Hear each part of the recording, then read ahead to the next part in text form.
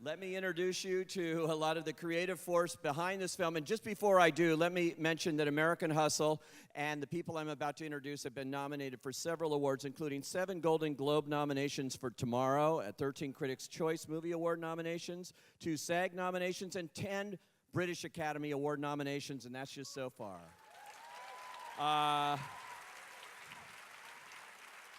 Please welcome the writer, co-writer, and director of the film, David O. Russell. And the great ensemble cast here, Bradley Cooper, Jennifer Lawrence,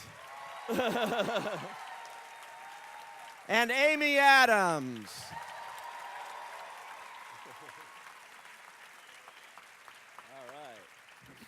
All right. Grab a mic. Amy, let me just start with you on The Fighter. You did a great job on that, and this role is extraordinary as Sydney and Edith and all those incarnations that you have. Thanks, guys. You guys are awesome. It's a very tricky role, but what was it that appealed to you when you read the script and knew you could play this? Well, working with David, you don't always get to read the script before you agree to do the film, which is a really scary thing, but at the same time, you know, based on how he talks about the character, the investment that he makes in the details when explaining the script and the story to you. By the time you're done with the conversation, it's not like, okay, why would I do it? It's why wouldn't I do it? Because he just really transports you in those conversations. And he did that to me with Charlene in The Fighter. He sent me 1 page and then said, but I have a plan for her. She's going to be tough. She's going to be deep, and you're going to get to punch, which was a big plus. But that's David, and so it all boils down to the relationship and the trust with David. That's why people keep coming back, and the characters that he develops. Yeah, and it's such a complex role, too. And, man, you look great in this movie, too. You get to wear all those great kind of 70s fashions. Or barely wear them, as it is.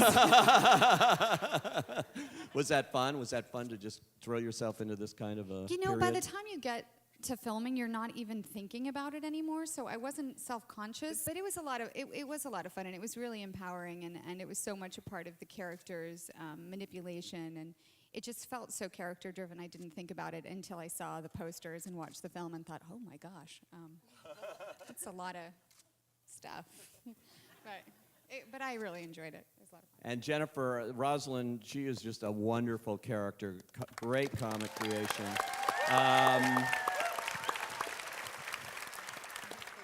And so different. You know, everything you do, you're just a great character actress, even at this age. And I got to ask you about jumping in after Silver Linings Playbook, for which everybody knows you won an Oscar. And jumping into this with the hair and everything, and she's kind of a loopy. Rosalyn's a little unplugged. Yeah, she was an amazing character. David first started talking to me about Rosalyn during the SAG Awards while they were announcing the SAG Awards. And he was pitching her to me. And basically, David, if David calls me, I mean, it doesn't matter what he's planning on doing or what, it's just yes before you read the script. Because working with him is an experience. And then reading Rosalyn, and David and I would just get on the phone and we'd go on, and then he'd, show up to my hotel room and tell me I have this idea with her with rubber gloves and cleaning and dancing, and it was just kind of this growing evolution. It's such an amazing experience, because sometimes you read a script, you play that character, and that's fun and that's great. But with David, it's just kind of constantly evolving. We just kind of do whatever we want, really. That's awesome. There's so many great scenes, and the scene, I have to say, the scene in the bathroom between you and Amy, yes. Instant classic and so unexpected. I mean, I didn't know where that scene was quite going to go, but that was pretty wild. Can you share a little bit of how that happened? That was Amy. Amy's idea. David came over to me and he was like, what do you think about kissing Amy at the end of the scene? And I was like, what? Why? Because I just thought like something had happened where we didn't hate each other, and then he explained it to me, and this like it's part of her poison and her manipulation. And Amy like you talk about it. It was your idea. Yeah. But you did it so beautifully. Well, thank you. Yeah. It was a beautiful idea. It was, thank you. No, my character at that point is so angry and so desperate, as we all are at that point, that I was like, why would I let her leave? I'm not going to let her go back out there until I feel like I've gotten through. It doesn't matter how crazy she gets in my face, makes me cry. Why would I let her leave? And I was like, what's the craziest thing she could do? And I was like, that's what came into my mind. So, but that's what's great about working with David is I can bring a crazy idea like that and say, what if, just hear me out, what if she kissed her? And David was like, huh. Let me think about that. And then he's like, Jennifer's game. So and she did it great because it felt so organic and so in her character. And the whole way she did it just was, David said it like this, and I'm going to steal it. It's a toxic punctuation to the conversation, and she does it beautifully. So. And just to add to that real quick, that thing, hey, how you doing? Hey. It's like, wait, what? Am I late? It's kicking in, Jen. It's kicking in. Sorry. All right. Anyway, back to this. I just want to say that the thing that makes it so great in terms of not just sort of just being just like this kiss in and of itself is that you then go out in the hallway and you fall apart. And that's when you realize, like, oh, this was her last move to try to one-up Edith. And so it all makes sense. But it really makes sense when you see her fall apart a couple moments later. And that's the idea, just about, you're always free to have these ideas. Then he's able to put them in the context of the story, and then it works. And that's the reason why it works. And that's what's exciting for us, because we say, what about this, what about that? And then all of a sudden we watch it go through the matrix. And then he says yes or no, and then if it's a yes, you see why, and when you watch the movie, and that's sort of the exciting thing. And the style that David employs in the films, in Silver Lining certainly, and Fighter, and in this one, that 360-degree, it's kind of like doing a play, I would imagine, in some ways, for you guys, with the camera at all angles, and you're on the entire time. Yeah, a play if it was in the round and people were everywhere. Yeah, because there's no proscenium. It really is. But it's not like it's arbitrary. I mean, it's all blocked out. He just likes to have the room to be able to do that and to have the space to let whatever spontaneity occur. But it's not like you're just sort of randomly walking. He just likes to be lit so that he could feel it out, and he gets the actors in the space, and then let's figure out where it is, and then we shoot it.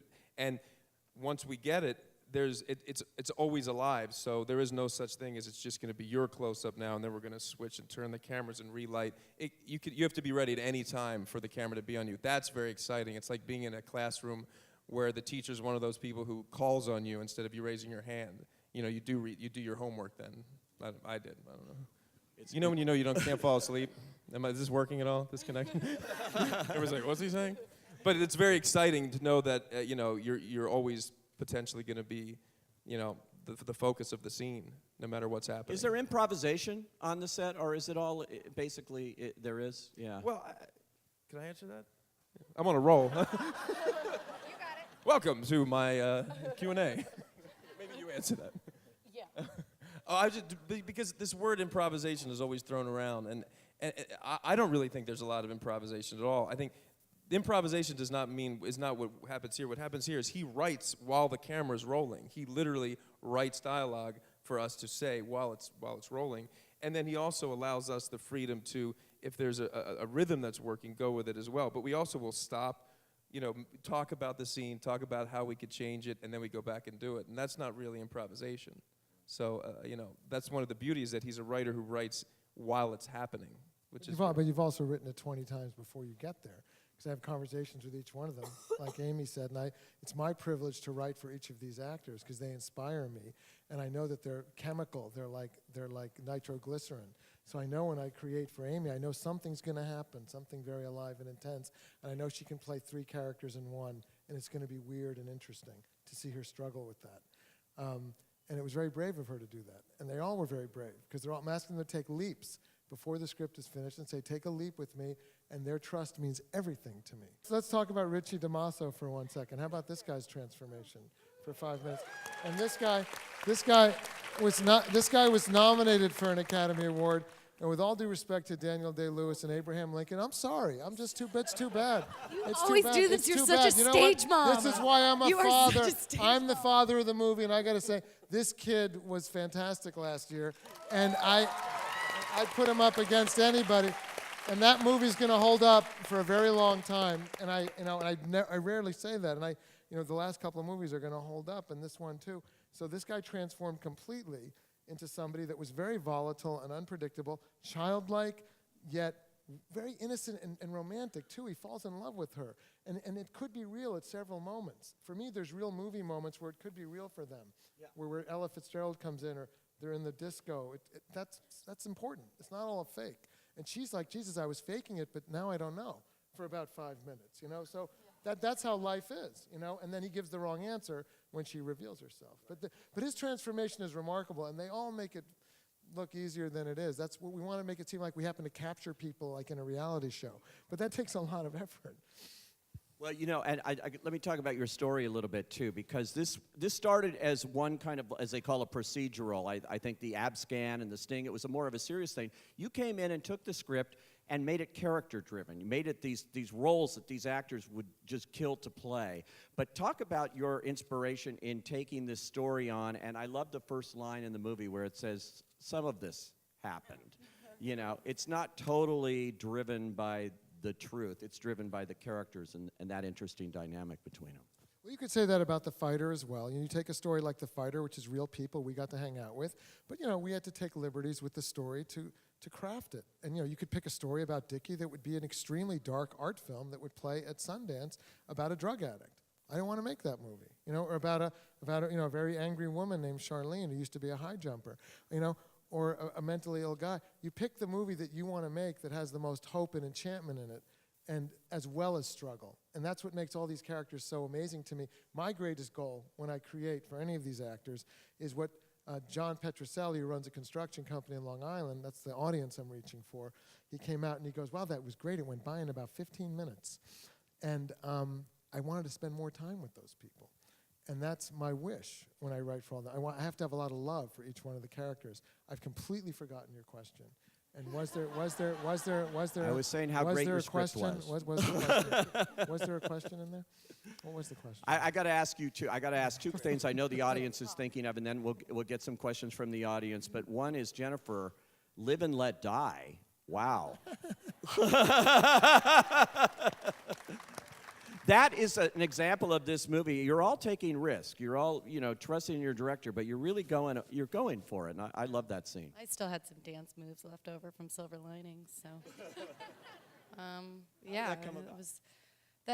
that was David just came into my hotel room and said, I have a vision of you in yellow cleaning gloves, dancing around, singing to Live and Let Die, cleaning the kitchen, and I was like, okay, and then. It was funny, like on the day, everybody was like a little bit nervous because we didn't know exactly what the blocking was going to be, and I didn't know what the blocking was going to be, like until the music started going, and then we just called action, and then I don't know, I just started shaking my head like crazy, and I thought there was going to be a lot more kitchen actually cleaning originally because I love cleaning a good kitchen, but then like the music started, and then I just started moving my head a lot. Yeah. I love that your son's just watching it too. That's the best part. That is the best part of the entire scene is you're watching all of this, and then you turn around and you see this little 5-year-old that's watching this whole thing just on the couch like that. That's the most genius thing I've ever seen. But you have to trust your instincts when you're writing, you see, and when you're writing for people who you've worked with before, you see Amy in curlers, you see her being really gorgeous and glamorous like Brenda Starr, but you also see her being really raw and intense. Like some of my relatives, when they'd walk around with their curlers, and you're like, "What's happening?" And they're crying and yelling, in their curlers. Are you talking about Amy or Amy, Bradley? I'm talking about Amy. Pete Hammond, slam!